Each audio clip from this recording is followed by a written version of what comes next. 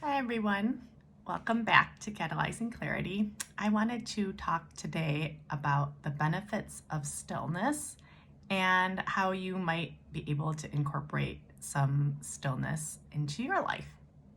So, what brought this up for me was recently for Valentine's Day, my husband actually got me this voucher for an onsen. He actually bought it months prior, but we realized that it was going to expire around the time of Valentine's Day. And so he said, maybe instead of us going out to lunch or for a day date, since that's what we usually do now,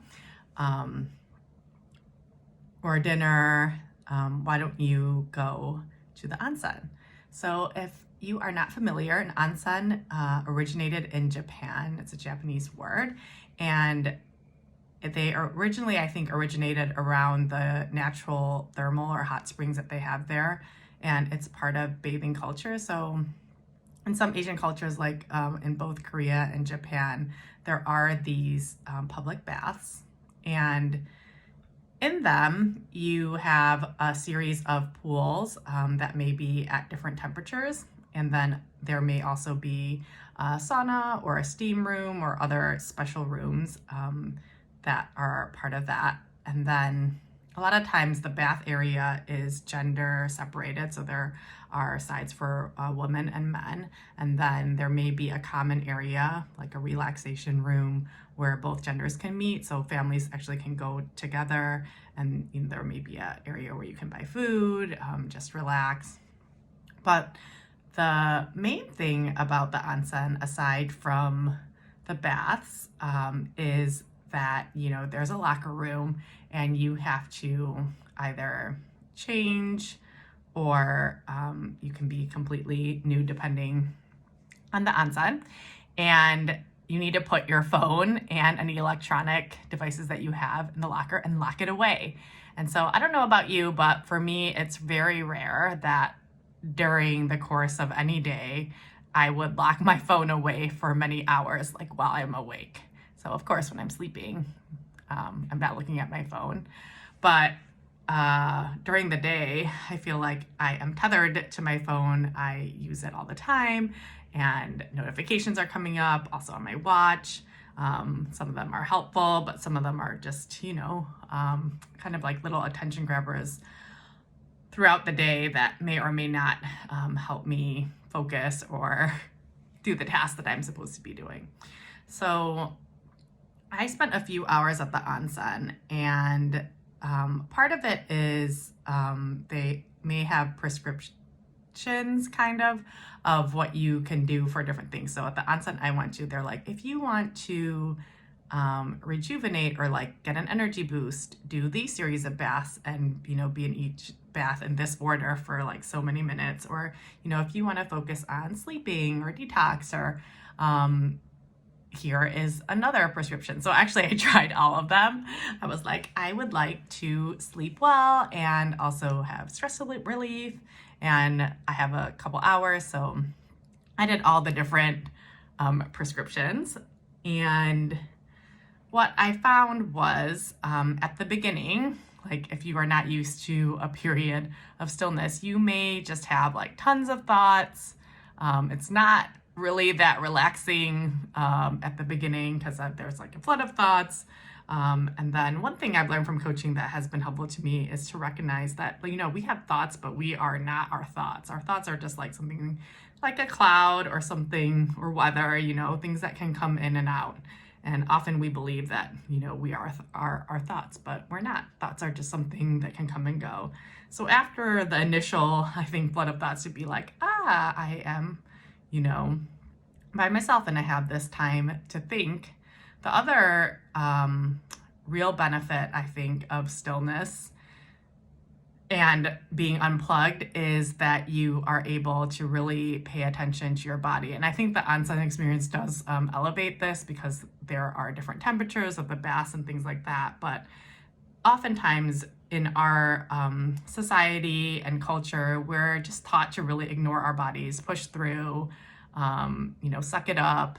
And we often don't really pay attention to our body until it's like screaming for assistance. So I definitely, what was having some muscle pain, more sore, been working out, but maybe also just like sitting at the computer too long or sleeping in a weird way. So being unplugged and being still allows you to pay attention to your body and just the present moment. So I think that is very helpful and grounding as well. And then after the initial flood of thoughts, getting into a pattern of paying attention to your body in the present, you can also access your own inner wisdom, intuition, and also get clarity. Or sometimes, when you're really like unplugged, maybe if you're like getting a massage or something else, like you may have like a flash of brilliance or something will come to you like a great idea, or you just have like a moment of clarity. I think making space for stillness and for you to be able to access like your own inner wisdom or larger spirituality, life force is really amazing. And if you don't give yourself that opportunity, then it's maybe a little bit more difficult to access your own intuition. And then finally, I think for stillness, or a plug for onsen in general, is it's a time for like really deep relaxation, rejuvenation, and restoration, I think, in all aspects, not just the physical, but also mental, just giving yourself, a break, a time for a reset, and then really kind of giving yourself compassion and a moment to not needing to like get anything done or check it off your list, but really just a time to be still and to be with yourself and nourish like your own body and also mind.